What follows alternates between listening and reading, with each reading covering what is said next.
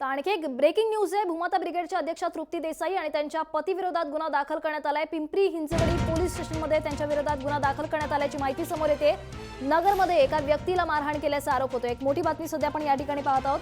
भूमाता ब्रिगेडच्या अध्यक्षा तृप्ती देसाई आणि त्यांच्या पतीविरोधात हिंजवडी पोलीस स्टेशनमध्ये गुन्हा दाखल करण्यात आलाय। नगर इथल्या एका व्यक्तीला पुण्याच्या बालेवाडी इथे मारहाण करण्यात आल्याचा आरोप त्यांच्यावर ठेवण्यात आलाय आणि या व्यक्तीला त्यांनी शिवीगाळ देखील केल्याचा आरोप होतो आणि त्यांच्याकडील पैसे घेतल्याचा देखील आरोप तक्रारदाराने केलेला आहे। आणि या प्रकरणी आता तृप्ती देसाई आणि त्यांच्या पतीविरोधात गुन्हा दाखल करण्यात आलाय। पुण्यातल्या हिंजवडी पोलीस स्टेशनमध्ये या प्रकरणी गुन्हा दाखल करण्यात आलाय।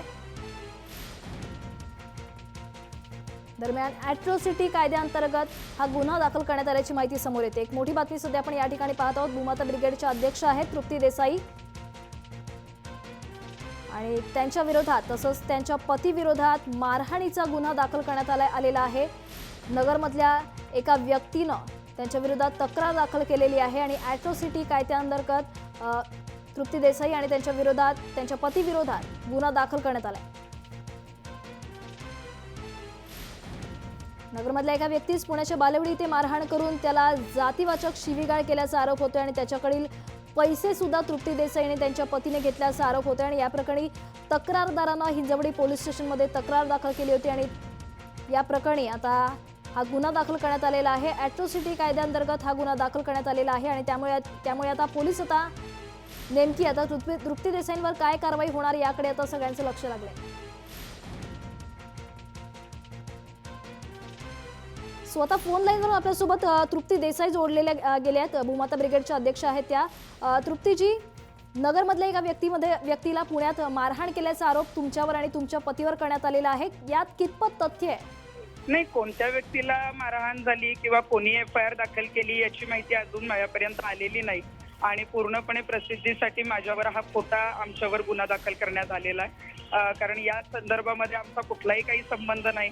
कोणीतरी हा ॲट्रॉसिटीचा का कोणता जो गुन्हा दाखल केलेला आहे तो पूर्णपणे खोटा आहे आणि या संदर्भामध्ये मीच स्वतः हिंजवडी पोलीस स्टेशनला मगापासून अनेक वेळा फोन करतेय की माझ्या विरोधात कुठली एफआयआर दाखल झाली आहे का किंवा काय। या संदर्भात पोलिसही कुठलं उत्तर देत नाहीये, त्यामुळं याच्याशी आमचा काही संबंध नाही आणि या संदर्भात जी काही एफआयआर दाखल झाली आहे थोड्या वेळात मी त्याची माहिती मिळवण्याचा प्रयत्न करेन।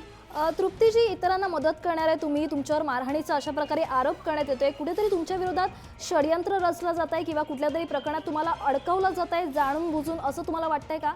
100% कारण ज्या पद्धतीने प्रसिद्धी मिळाली, ज्या पद्धतीने वेगवान पद्धतीने आम्ही पुढे जातोय, अनेक जण त्या प्रयत्नामध्ये होते की यांना कुठं ना कुठं अडकवायचं किंवा काहीतरी षडयंत्र रचायचं। मला वाटतं त्याचाच हा प्रकार आहे आणि त्या संदर्भामध्ये आता बघावं लागेल नेमकी कुणी गुन्हा दाखल केला आणि तो दाखल झाला कसा।